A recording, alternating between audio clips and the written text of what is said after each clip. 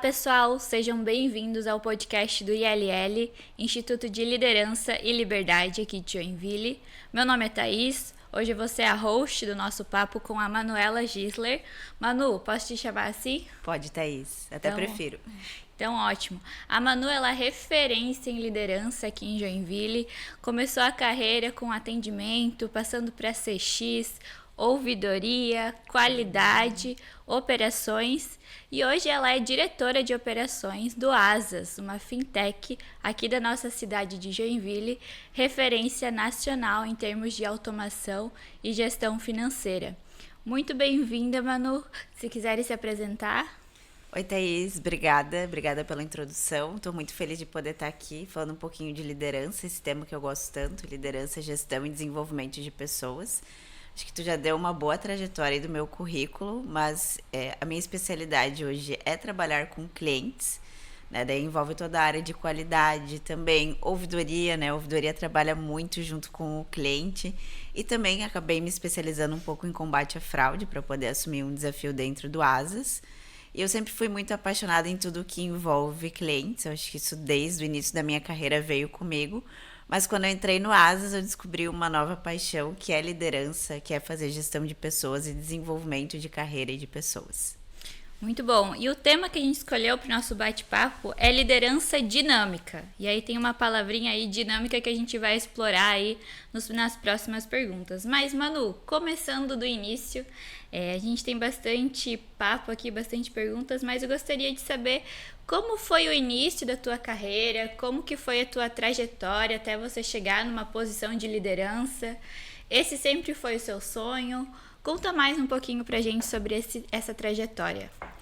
Bom, falando de sonho, eu não tinha um sonho de ser líder, eu nunca olhava e pensava, o meu sonho é fazer uma carreira mais de gestão ou de liderança.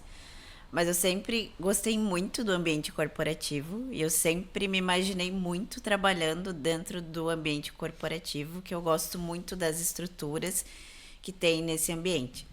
Eu comecei a minha carreira, eu acho que eu nem vou falar pré-asas, eu era muito jovem, muito adolescente, então a gente sabe aquela coisa, a gente tem muita dúvida no início. Então, eu acho que quando eu comecei a estruturar a minha carreira, entender muito o meu potencial foi dentro do Asas, então eu vou focar muito nessa trajetória de Asas. Eu tenho 10 anos no Asas, então foi uma escola muito grande para mim. Mas dentro do Asas eu comecei no atendimento ao cliente, na operação mesmo, atendendo os clientes. O Asas era muito pequeno quando eu entrei, era uma startup, e esse ambiente de startup é muito dinâmico, é o tema hoje aqui do nosso podcast, né? Uma liderança dinâmica. Eu acho que por estar nesse ambiente muito dinâmico, eu sou uma pessoa dinâmica, eu acabei desenvolvendo essa liderança dinâmica. Mas voltando um pouquinho, né? O nosso ambiente era muito dinâmico e a gente não tinha recurso financeiro. Então, é normal as startups começarem a ter investimento e ter dinheiro para fazer as coisas, que não foi a realidade do Asas. Então, tinha muita oportunidade de muita coisa para fazer, mas a gente não tinha muito recurso de pessoas. Mas isso foi excelente, acho que me moldou muito como profissional, porque deu muita oportunidade para explorar coisas novas e desenvolver habilidades que eu nem imaginava que eu podia desenvolver. E eu recebi um primeiro desafio logo que eu entrei nessa área de atendimento. Sempre gostei muito de estar com o cliente. O primeiro desafio que eu recebi foi direto do CEO e do CTO do Asas, que era tudo muito manual e a gente perdia muito tempo executando tarefas muito simples. E o Asas, ele tem como premissa a gente automatizar a vida do nosso cliente, e a gente percebeu que automatizando coisas dentro de casa também facilitaria a nossa vida. Então, esse desafio que eu recebi foi de criar um sistema de atendimento que ele fosse automatizado. Então, foi criar junto ali com o CEO e com o CTO qual seria o cenário, o desenho ideal de um sistema automatizado. E depois a gente desenvolveu isso dentro de casa e a gente testou. Eu estava ali junto com eles testando e desenvolvendo. E foi ali que eu comecei a perceber a minha habilidade de liderança.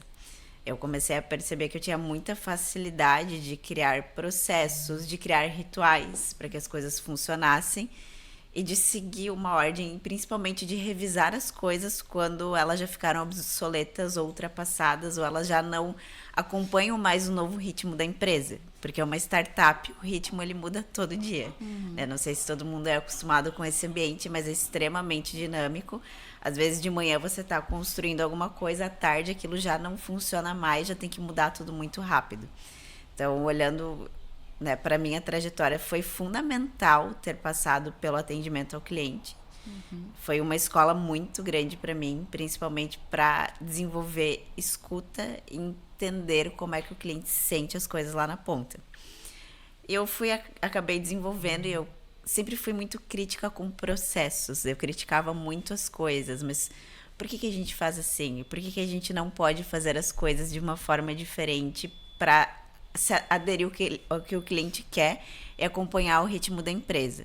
Então, por eu ser muito questionadora, muito crítica com as coisas, eu fui abraçando mais responsabilidade.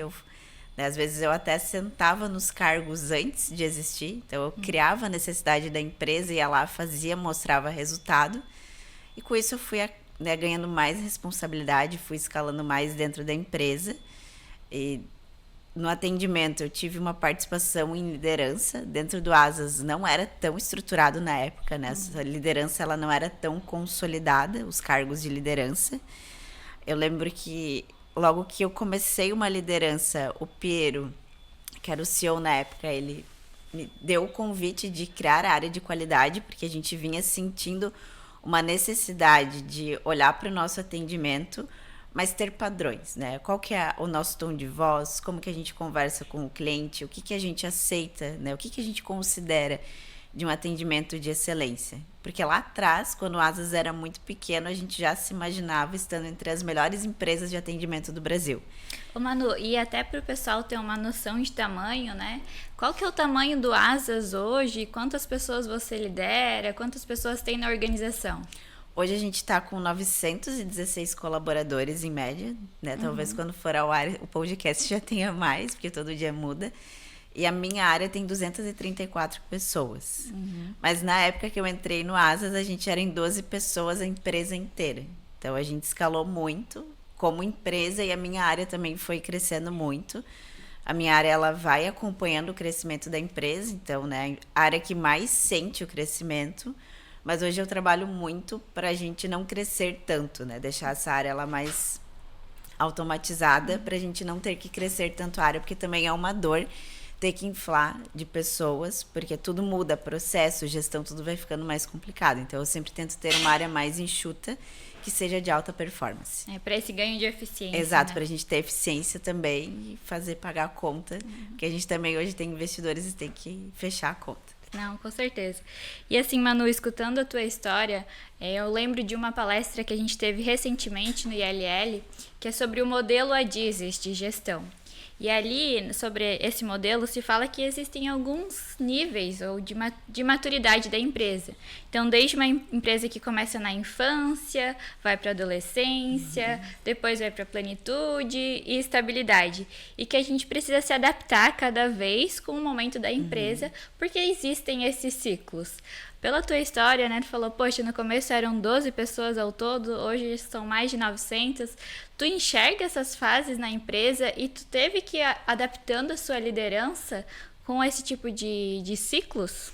Muito, eu enxergo muito. Acho que quando o Asas começou, era muito uma fase de infância, a gente estava muito descobrindo as coisas, é aquele anseio de querer fazer, independente se tem processo, se a gente vai conseguir sustentar isso aqui a longo prazo. Então a gente executava muitas coisas. Depois a gente foi entendendo, não basta só executar, a gente tem que dar sustentação para tudo isso. Como é que a gente sustenta esses processos de longo prazo?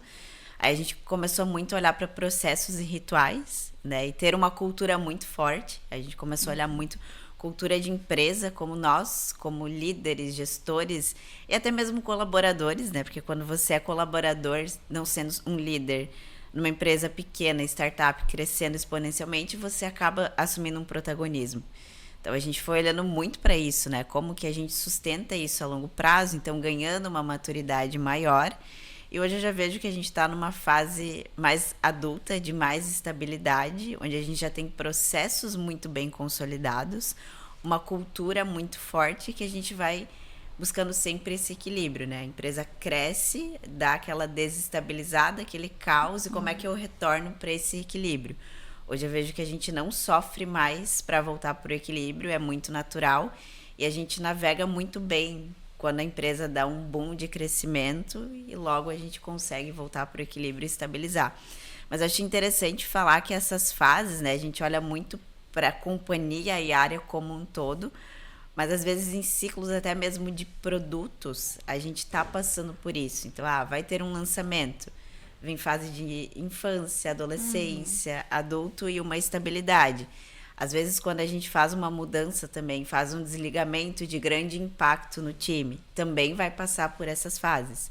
Então, acho muito importante a gente, como líder, reconhecer e tá sempre olhando, né? E como é que eu volto a colocar o meu time, a minha equipe, os meus processos na fase de estabilidade. E falando em liderança mesmo, tudo que tu tá comentando, Manu, tá demonstrando realmente a dinamicidade da liderança. E uma pergunta que eu gostaria de fazer é, aqui no Instituto a gente foca na criação e no desenvolvimento de líderes e novos líderes. E a gente sabe que líderes são fundamentais para o bom sucesso assim, de uma empresa, de uma organização e até da sociedade como um todo. Considerando toda a tua experiência até agora, que características ou que atributos tu considera essencial que os líderes em geral tenham e desenvolvam para exercer essa liderança de maneira dinâmica, de maneira exemplar, de maneira impactante? Eu tenho hoje muita consciência que é o autoconhecimento. Então, o líder, para ele poder desenvolver outras pessoas, ele estar em movimento, ele precisa se conhecer e se desenvolver.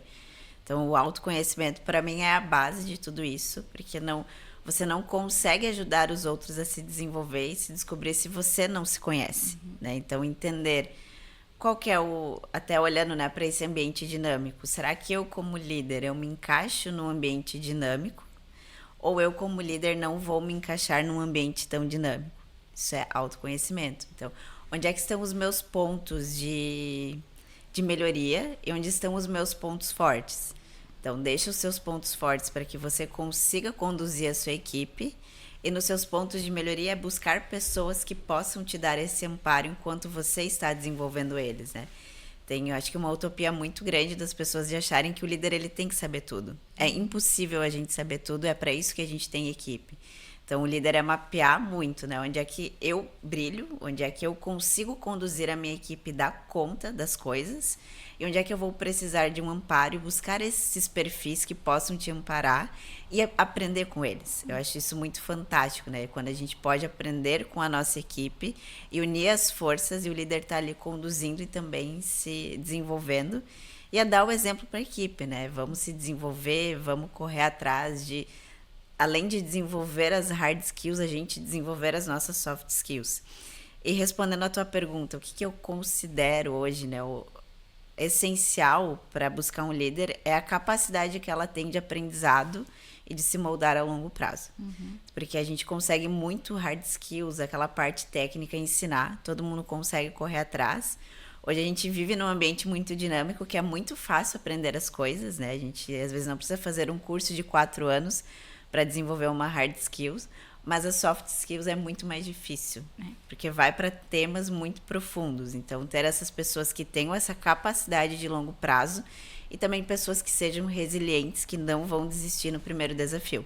Porque liderança é um desafio atrás do outro, né? Eu tenho uma carreira aí, eu tô 10 anos no Asas, mais ou menos 8 anos de liderança, e às vezes eu me deparo com coisas que eu não sei o que fazer, que eu tenho que estudar, que eu vou conversar com colegas para entender o que eu vou fazer. Muito bom, Manu. Eu vou logo mais falar sobre gestão de equipes e trabalho em equipe, mas antes você falou que uma das principais características é o autoconhecimento. Eu sei que a Manu estuda bastante isso, então eu vou perguntar. Manu, que ferramentas as pessoas podem buscar para o autoconhecimento que você já testou e aplicou e que tu acha que seria interessante compartilhar? Eu já testei muitas coisas, eu acho que é entender muito o nível também da sua equipe, né? Não adianta trazer uma ferramenta muito robusta que a equipe ela não vai estar preparada para poder lidar com aquele conhecimento. Eu particularmente gosto muito do DISC, Então, o DISC ele vai mostrar se a pessoa é influente, se ela é dominante. Eu não lembro direito as outras duas. Acho que é conformidade E estabilidade. Então, eu olho muito isso para minha equipe hoje, né? Então, a gente precisa ter perfis plurais para entender onde que você vai usar estrategicamente cada talento. Então, um líder ele tem que ter um pouco de dominância, mas também é muito bom ter aqueles líderes que tenham estabilidade, porque a gente vai ter que controlar coisas de longo prazo. Então, o DISC para mim é uma ferramenta excelente quando a gente fala de autoconhecimento e também conhecimento da equipe, porque o líder estrategicamente ele consegue trabalhar essas lideranças e colocar nas posições certas, né? Não só lideranças, mas também os seus colaboradores. Então, onde é que eu vou encaixar o meu colaborador que é mais dominante? Onde é que eu encaixo aquele colaborador que precisa de mais estabilidade? Porque a gente sempre vai ter múltiplas tarefas. Eu gosto muito da terapia individual também. Eu acho que, né, cada um busca o que faz sentido, mas hoje, para mim, fazer terapia é uma coisa que me parece muito fundamental para quem quer exercer liderança. Tá em constante desenvolvimento, buscando se entender, se conhecer e principalmente os seus pontos de melhoria, né? Como é que eu trabalho isso? E a terapia ela dá um embasamento muito legal para a gente conhecer na profundidade o que precisa ser mudado. Muito bom. E agora voltando ali sobre a gestão de equipes, você falou que tem mais de 200 pessoas sobre sua supervisão hoje, que é bastante gente. E a gente sabe que um líder tem várias responsabilidades. Desde contratação, resultado do time, métricas, performance. E existem diversos desafios que uma liderança passa. Então, nem todos os assuntos são legais, né, Manu? Existe feedback negativo, exatamente, demissões, enfim. A pergunta seria, na tua visão, qual que é o maior resultado que um líder pode trazer para a organização? É esse gerenciamento? Como que os líderes conseguem realmente alavancar os resultados de uma organização? E como tu tem feito isso aí nos últimos anos? Olhando para a liderança, hoje eu considero um líder que ele está fazendo o trabalho dele é quando ele sai de férias ou ele precisa se ausentar da empresa e as coisas continuam funcionando normalmente e o líder ele não é acionado. Isso significa que o líder realmente ele está cumprindo o seu papel, porque o resultado ele não vai depender só do líder, os processos não dependem só do líder estar na companhia para que as coisas funcionem. Então, para mim, hoje, o meu ápice é sair de férias e não ser acionada, sabendo que mesmo com problemas, eu capacitei a minha equipe para que na minha ausência eles possam ali, né, tá entregando o que precisa ser entregue, fazendo o que tem que ser feito. E como é que a gente constrói isso? É processos, rituais, são métricas, né, e principalmente dar a visão para o seu liderado, de onde a empresa quer chegar, qual que é o planejamento que a gente tem para esse ano, o que é prioridade para a gente desenvolver, né, onde que a empresa quer chegar, qual que a gente hoje trabalha com a metodologia de OKR no Asas, então a gente, não sei se está todo mundo adaptado com a OKR, mas a gente divide um ano em 4 partes, que é o Q1, Q2, Q3 e Q4, e a gente tem objetivos, né, para cada quarter, então todo mundo sabe onde tem que chegar e a nossa prioridade sempre vai ser as OKRs. Então, o que eu tenho que desenvolver? É só olhar lá no OKR que ela vai... O colaborador ele já sabe o que é prioridade no dia a dia dele, quais atividades que ele tem que desenvolver. E, claro, ter métricas de acompanhamento. Eu não sou uma líder favorável ao microgerenciamento. Eu prefiro dar mais autonomia para o meu time e olhar para o resultado. Então, a gente tem reuniões de alinhamento, né? Olhando para as OKRs. E, claro, a gente não consegue colocar tudo que a gente precisa desenvolver em OKR. Então, eu tenho pequenos combinados com os meus liderados do que a gente precisa a cada mês entregar. E é olhar muito para o resultado. Então, quais serão as métricas de sucesso que a gente vai ter para controlar isso que a gente está querendo entregar e olhar para essas métricas. E eu gosto muito de deixar o meu colaborador livre para ele desenvolver do jeito que ele gostaria. E na dúvida, eu estou ali para ajudar, para a gente escolher qual que é o melhor caminho, a melhor rota. Sobre o sistema de OKRs, aqui no Instituto a gente estudou o livro Gestão de Alta Performance, do Andy Grove, que fala justamente num capítulo sobre como são as OKRs, que são os objetivos e resultados chaves. E eu concordo com você, Manu, acho que não faz sentido o microgerenciamento. Exatamente. Se a gente tem uma visão de metas, onde que quer chegar, qual é o momento da empresa, é muito mais fácil alinhar o time com base em rituais, realmente, e seguir um objetivo comum. Eu prefiro sempre estar olhando para os rituais. A gente não está conseguindo entregar. Então, quais são os rituais que eu preciso ou eliminar, ou mudar, ou criar novo, para que a gente consiga se alinhar e a gente consiga entregar o que precisa. E Manu, tu pode explicar um pouco melhor o que são rituais, o que isso significa? São reuniões, são processos que você vai implementando como líder? Como que as pessoas que estão escutando o podcast podem criar esses rituais de acompanhamento também? Legal, eu vou trazer, acho que muito um exemplo real do que são rituais, né? Porque às vezes só a teoria não ajuda. Mas, por exemplo, eu hoje lidero ou gerentes ou coordenadores. Então, são pessoas que têm líderes, que vão desenvolver pessoas, que vão ainda ter a camada operacional para desenvolver. Então, como é que eu garanto que essa minha equipe ela vai estar olhando a visão que a equipe de diretoria tem e que a gente vai estar super bem alinhado e que isso também vai chegar toda essa mensagem lá até o operacional. Então, eu desenvolvi um ritual, que é a reunião de operações, que ela é derivada de outro ritual da diretoria. Então, a diretoria, todo mês, a gente faz uma reunião de indicadores estratégicos, onde a gente revisa os principais indicadores, as principais métricas da companhia no ano. Então, a gente olha e ali é o nosso momento de reajustar a rota. Então, se tem alguma métrica que está muito fora, a gente olha por que essa métrica ela saiu fora, né, do que a gente esperava e o que a gente precisa mudar na companhia e quais são as áreas que precisam se adaptar para a gente recuperar esse número e voltar a seguir a métrica.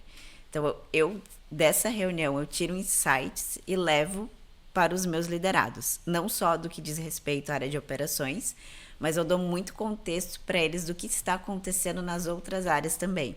Assim, eles estão com uma visão ampla do que está acontecendo e qualquer dificuldade que eles tiverem, né, dentro da nossa área, eles já sabem o que as outras áreas estão desenvolvendo e conseguem conectar isso muito facilmente com a nossa estratégia.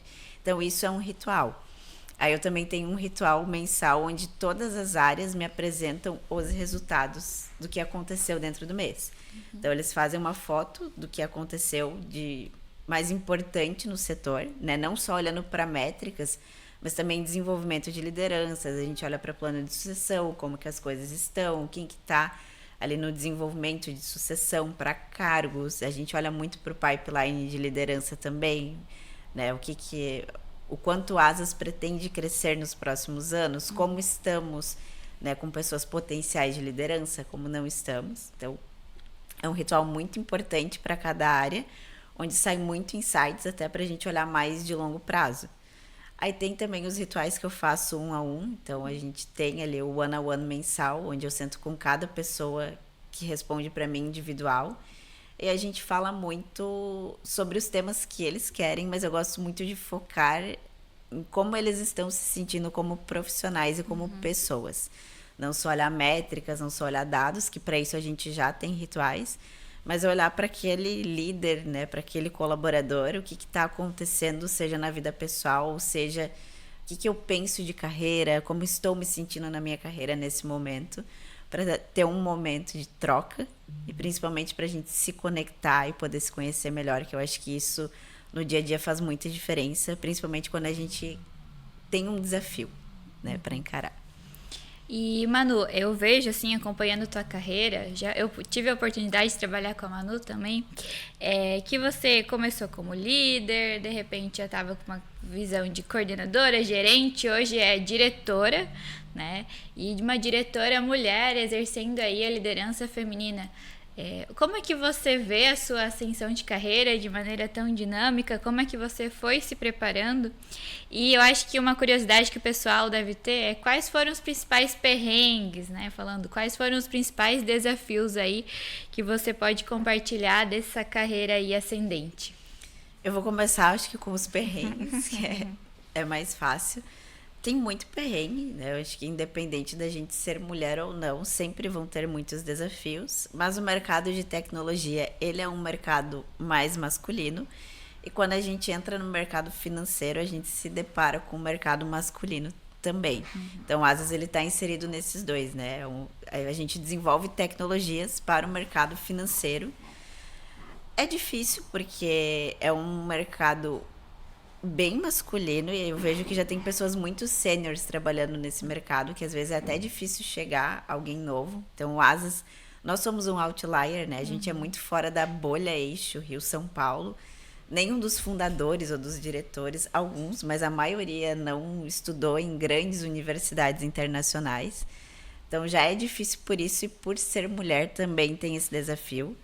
Mas eu sempre busquei estratégia de ter apoiadores, de ter pessoas apoiando o meu trabalho e que me dessem sustentação e que estivessem ali do meu lado caso eu precisasse de qualquer coisa. Então, o Piero foi uma pessoa que me apoiou muito na minha liderança, ele sempre acreditou demais, ele sempre me deu muito espaço para poder me desenvolver e principalmente ele sempre me apoiou muito. Então, em reuniões difíceis, com investidores, com o mercado, ele sempre me deu o espaço de fala, mas estava ali para fazer aquela validação caso precisasse, né? É triste ter que falar isso, ter aquela validação, mas é o que é, a realidade é essa. Então eu sabia que enquanto eu não conseguisse esse espaço, eu ia ter que ter essa validação de alguém.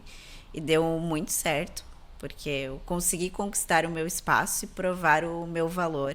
Então hoje eu não sinto tanto mais esse atrito, porque eu entendi que eu ia precisar me posicionar, que eu ia precisar assumir esse protagonismo, que mesmo que difícil eu ia ter que fazer. Então eu não me deixei intimidar por isso, não me senti menor, não me senti menos em momento algum, né? Sempre que eu sentia que talvez, pode ser que aqui eu vá ter um contratempo, eu tinha alguém ali para me apoiar e para dar esse reforço. E claro, também tinha outras líderes mulheres, você sempre foi uma inspiração muito grande para mim, Thaís. Sempre gostei muito do teu posicionamento frente aos desafios, frente às coisas. E sempre me inspirando em lideranças femininas fortes, na própria Cristina Junqueira também, que eu sei que você também gosta dela. Então, sempre acompanhando essas lideranças, entendendo como elas se posicionam e, né, me posicionando mesmo no meu cargo, assumindo minhas responsabilidades, sem me deixar diminuir. Eu tenho a honra de estar aqui conversando com a Manu e tenho certeza que essa carreira, essa visão de liderança e liderança feminina com certeza inspiram muitas outras mulheres a também seguir esse tipo de carreira, olhar que tem espaço na carreira corporativa e saber que, poxa, dá para buscar um apoio, uma validação, tem outras pessoas ali que continuam torcendo para criar realmente um ambiente cada vez mais dinâmico, né? Com certeza. Muito espaço. Mesmo sendo do mercado de tecnologia e financeiro, é uma história de sucesso. E eu acho muito legal que o mercado de tecnologia ele é muito aberto para perfis diferentes. A gente sabe que na tecnologia tem muito espaço para explorar muitas coisas e que essa diversidade é muito importante. Então, hoje, dentro da tecnologia, eu sinto uma abertura muito grande para mulheres, né? O mercado de tecnologia ele busca ter esse olhar mais feminino, que a gente sabe que é diferenciado de um olhar feminino e que isso contribui muito para o avanço tecnológico. Então, na tecnologia hoje eu sinto que tem muito engajamento e tem muito... Os homens querem ter as mulheres ali até assumindo cargos de liderança ou sendo pares para ter esse diferencial, esse olhar diferente. Então, isso é muito legal. Eu acho que é buscar mesmo esses perfis que são abertos e buscar ajuda, incentivo, ou mesmo só um ponto de apoio e de segurança. Quando bate aquela insegurança, será que eu vou dar conta? É muito masculino. Vai ter muita gente legal na jornada para apoiar e dar esse incentivo. E claro, outras mulheres, que eu acho que mulher entende mulher, né? Isso é verdade.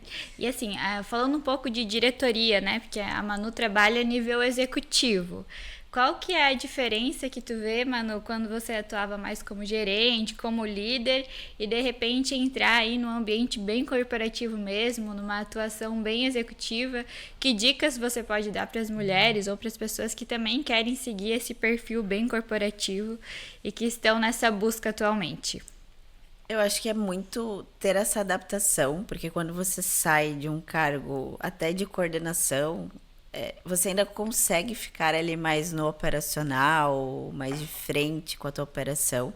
E quando vai num nível mais executivo, a gente não tem mais tanto essa frente, não é mais o escopo de trabalho. Você acompanha, mas é mais de longe. Então, como que eu consigo me desapegar desse operacional e principalmente o que, que eu preciso desenvolver para sair dessa parte operacional? Eu vou contar o meu caso, o que, que eu precisei fazer para sair do operacional. Eu vi que eu precisava construir equipe. Né? Até olhando para todo o pipeline de liderança. Eu não sei se vocês já trabalharam no LL, mas é uma... Ainda não, mas pode explicar pra gente, Manu, que eu sei que tu sabe bastante sobre isso. O pipeline de liderança, ele é uma ferramenta, né? Ele fala muito das passagens de liderança, ele usa muito como se fosse um encanamento. Então, você é o líder de você mesmo, depois você vai ser líder de outros, você vai ser líder de grupo, você vai ser gestor de grupo, até chegar à gestão de organização, né? Você daí vai para uma gestão mais corporativa. E ele vai trazendo as dicas e as ferramentas para que as passagens sejam fluídas. Então, né, quando eu sou líder de mim mesmo, o que, que eu preciso fazer? Que habilidades eu tenho que ter? Qual é o meu escopo de trabalho quando eu sou líder de mim mesmo? Quando eu começo a ser líder de outros, o que, que eu preciso desenvolver de habilidades? Qual que é o meu escopo de trabalho? Então, quando eu entrei no corpo executivo, eu não estava 100% preparada, né? Eu acho que eu tinha potencial, mas eu não estava 100% preparada. Eu demorei para sair um pouco desse operacional, não é fácil. Aí eu apliquei o pipe, então eu olhei onde é que, no meu escopo de trabalho, quantas camadas do pipeline de liderança eu descia. E eu descia muitas. Aí eu me questionei, por que, que eu desço tantas camadas? Porque eu não tinha pessoas preparadas nas suas posições dentro do pipeline. Então, o que, que a gente fez? A gente olhou todo o planejamento de cargos e salários da área de operações, para a gente deixar muito bem desenhado o escopo de cada cargo. E depois disso, eu fui buscando pessoas, né? E fui encaixando as peças e até tive que fazer desligamentos, porque eu via que tinha gente que não ia conseguir exercer o que estava... O novo escopo de trabalho estava pedindo, que era o escopo correto.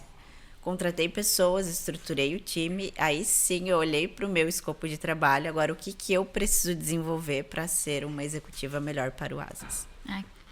E Manu, tu falou em contratações e demissões, né? Isso faz parte do trabalho de um líder, né? E muitas vezes são momentos complexos, porque para você construir um time de alta performance, além de contratar muito bem, você precisa manter muito bem.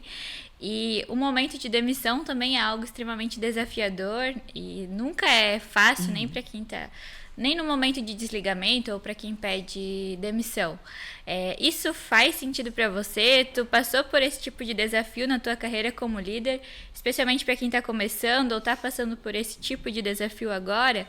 Como é que a gente pode otimizar ou se sentir mais seguro aí enquanto líderes para tomar boas decisões de contratação, manutenção e desligamento? O que tu acha? Eu passei muito por isso e isso nunca vai sair do escopo de um líder, seja ele um líder de primeiro nível ou até mesmo um líder em nível executivo. E quanto mais hierarquicamente você sobe, mais complexo fica essa posição de demitir e contratar, né? Quando você está ali numa liderança de primeiro nível, você contrata em massa e às vezes vai desligando também em massa. No nível mais executivo, você contrata bem menos, mas o peso e a responsabilidade dessa contratação é muito maior. Então, passei muito por isso. Eu confesso que é uma das fases da liderança que eu mais gosto, que é construir o time e começa na contratação, né? Então, é um desafio muito grande. Eu, como líder, sempre que eu vou contratar alguém, a gente desenha o que é esperado dessa pessoa, não só de hard skills, né? Não só do escopo de trabalho, as atividades que ela vai desenvolver, se ela tem as capacidades técnicas. Mas eu gosto muito de olhar as soft skills. Qual que é a personalidade ou o que essa pessoa precisa ter para se encaixar nesse time, né? E o que está faltando no meu time atualmente. Eu preciso trazer um perfil diferente para lidar com os desafios, não só de curto prazo, mas de longo prazo. Aí, longo prazo, eu olho muito se a pessoa vai ter essa capacidade de adaptação e de aprendizado. Então, gosto muito dessa fase de contratação. Eu adoro entrevistar, particularmente, é uma coisa que gosto muito, eu tenho muita facilidade até de entender os perfis, de ter uma conversa. E aí a gente vem para manutenção, né? Ah, você trouxe o talento, reteve o talento tá ali já operando. Como é que eu vou manter engajado e tudo mais? Aí a gente vai para os rituais e para a cultura da empresa, né? Então a gente vai ter métricas de acompanhamento, entender qual que é o escopo de trabalho dele, como é que eu vou acompanhar se está entregando ou não, e também quando a gente olha a cultura de empresa, né? Cultura nada mais é que valores. Então, como é que eu vou saber se esse colaborador ele está aderente aos valores da empresa? E você vai acompanhando e dando feedbacks. Eu acho que os feedbacks eles precisam acontecer muito em tempo real e ser os mais claros e transparentes possíveis. Eu tenho meu momento de one-on-one com os meus liderados, mas algumas coisas eu já gosto de dar feedback.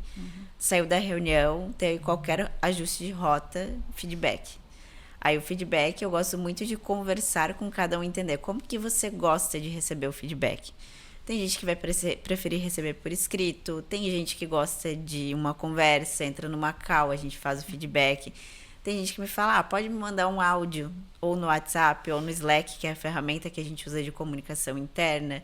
Aí se eu tiver dúvidas, se não ficar claro, depois a gente faz uma call, deixa eu processar isso primeiro para depois a gente conversar. Então aí a gente aplica uma liderança muito situacional, né, de entender como cada um reage, como cada um recebe feedbacks. E a dar esses feedbacks, eu gosto muito de dar em tempo real e depois, claro, no one-on-one, entender o que a pessoa está fazendo, às vezes para melhorar aquele ponto de melhoria, o que ela teve de entendimento do acontecimento. E quando vê que realmente chega a hora do desligamento, acho que quando o líder ele entende que chegou a hora do desligamento, é a hora de desligar. Não tem mais por que ficar dando feedback, porque feedback não é no momento do desligamento. O feedback ele precisa acontecer antes. Então essa história de, eu fui pego de surpresa, do nada me desligaram. É porque o líder ele não fez o papel que tinha que ser feito. Porque uma pessoa que vai ser demitida, quando ela chega no momento da demissão, não é a hora de ser surpresa, né? Então o líder tem que estar muito atento a isso e de deixar esse momento de desligamento ele claro para a pessoa por que ela está sendo desligada, mas é pré-desligamento. Aqui a gente acabou de ter uma aula, gente, desde contratação, manutenção e desligamento. E esses são sempre assuntos delicados e que o gestor ou o líder precisa realmente colocar esforço, porque no fim é a responsabilidade do gestor, do líder, criar ali um time que faça sentido, de alta performance. E infelizmente às vezes algumas pessoas já encerraram o ciclo, outras precisam ser contratadas e é extremamente dinâmico, né? Eu acho que esse dinamismo de entender, né, e de deixar isso claro para a equipe, eu sempre falo às vezes nos desligamentos que a gente não tá ali para mudar ninguém, que não é porque a pessoa está sendo desligada que ela não é boa ou que ela é errada, não, ela só não está aderente àquele momento da empresa. Já teve pessoas que eu desliguei e anos depois eu acabei contratando de novo a pessoa porque ela estava preparada, a empresa e a pessoa estavam no mesmo momento, né? Tava fazendo sentido aquele desafio para a pessoa naquele momento. Então, às vezes, um desligamento também não significa uma porta fechada no futuro. É para o momento da empresa, para o momento da equipe. E todo mundo tem a plena capacidade de se desenvolver e poder voltar um dia a trabalhar na empresa, enfim. E eu acho extremamente importante quando o líder ele decide desligar um colaborador, ele realmente executar o desligamento. Eu acho muito digno com a pessoa, porque ela já fica livre para buscar uma oportunidade que faça sentido para ela naquele momento de vida dela, né? Encontrar o que cabe para ela, mas principalmente para a equipe, porque se tem alguém que não está performando bem, seja de indicadores ou seja culturalmente, a equipe sente esse peso. Então, se você quer manter o bom funcionamento da equipe dando resultado, é quando percebe que alguém não está cumprindo seu papel, é desligar o mais rápido possível. Por isso que é tão importante ter os rituais consolidados de feedback, saber como as pessoas recebem feedbacks, tá sempre dando feedbacks para os colaboradores, para eles terem consciência de como eles estão situados na empresa, o que eles precisam desenvolver para poder permanecer ali, caso seja a vontade deles. Achei muito interessante, porque esse tema muitas vezes é visto como um tabu, a gente não fala muito sobre desligamentos e você conseguiu trazer de uma forma super natural pra gente, Manu, muito obrigada. E pegando o gancho aqui, porque a gente falou de tantos temas relacionados à liderança, que pode parecer muito conteúdo, muita informação. Manu, se você pudesse nos indicar alguns livros que você leu durante sua trajetória, que fizeram sentido para você, relacionado a liderança dinâmica, gestão, quais vêm aí na tua cabeça e que você acha que é interessante para qualquer perfil conseguir aprender um pouco mais sobre o assunto? Eu gosto muito do livro da Netflix, que ele fala da cultura da Netflix. Esse livro foi um divisor de águas na minha carreira como líder e até para lidar com desligamentos sem tabu. Porque ele fala, a Netflix tem uma cultura muito interessante, o que eu gosto muito é que ele trata a equipe como uma equipe e não como uma família. Né? Tem muitos líderes hoje, eu falo isso até na cultura do Asas, né? Apesar da gente lutar contra, é uma cultura, a nossa cultura é muito dinâmica, ela é muito vertical, ela não é horizontal, então as coisas acontecem muito rápido, às vezes é difícil a gente entender tudo o que está acontecendo e ter o controle, então lá dentro também acontece que é o líder olhar o seu time como uma família, e o seu time não é a sua família, e lá eu acho muito legal que ele fala muito isso, né, no livro, assim, qual que é a diferença de um time e de uma família, porque a família você não tem escolha. Você tem que ficar ali para sempre, independente se a pessoa está dando resultado ou não, se ela se encaixa ali ou não, se as ideias são diferentes ou não. A família é um negócio que é para sempre e mesmo, né, não dando resultado, as pessoas às vezes elas vão trabalhar mais para carregar aquela outra pessoa. E um time não. Um time ele tá ali para entregar performance e o líder, né, e ele até faz muita relação com o time esportivo, acho que é de futebol, que o coach, o líder, ele vai estar sempre buscando o melhor jogador para a melhor posição. Então, se hoje eu estou performando bem aqui, não quer dizer que amanhã eu vou continuar aqui. Ele traz muito essa correlação, assim, que as pessoas ao nosso lado, tanto dentro da organização quanto fora dela, tá todo mundo correndo para se desenvolver e se aprimorar. Ele traz muito essa... Ele instiga muito o que você está fazendo para se desenvolver e não só para crescer, mas para permanecer no seu cargo.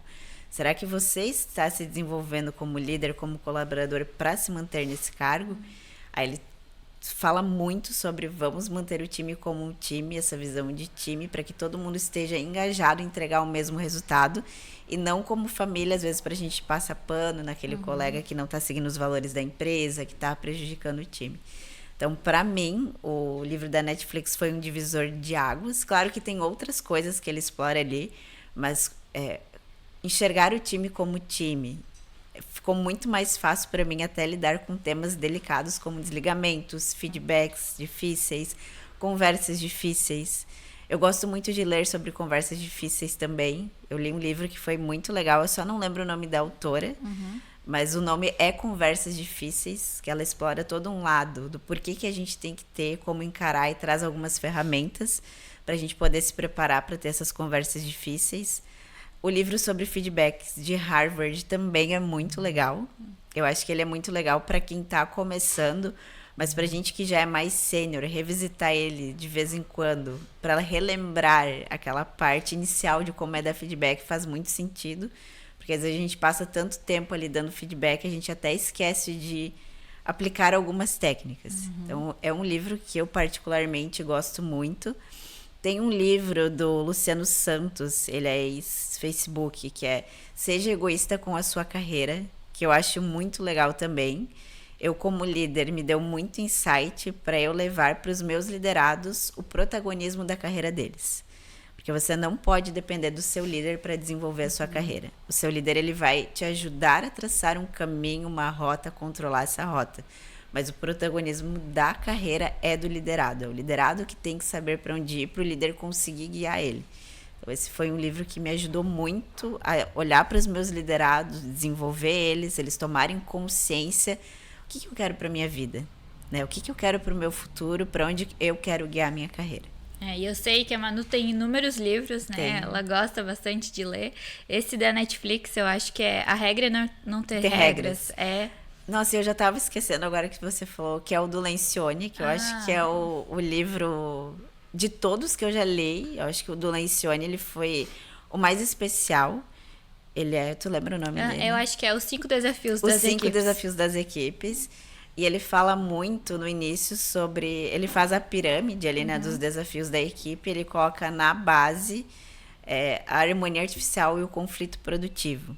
Então, quando ele fala assim que se você tem uma equipe que não tem conflitos, que não discordam, o perigo que é essa equipe, porque quando você não tem aquele conflito produtivo de ideias, de discordância, mas vamos tentar outro caminho, vamos testar outras coisas, significa que a sua equipe entrou em uma harmonia artificial. Isso é muito perigoso, porque às vezes tem um problema muito grande acontecendo, mas ninguém quer entrar em conflito, porque eles estão numa harmonia que ela não é verdadeira, ela é artificial, ela foi gerada.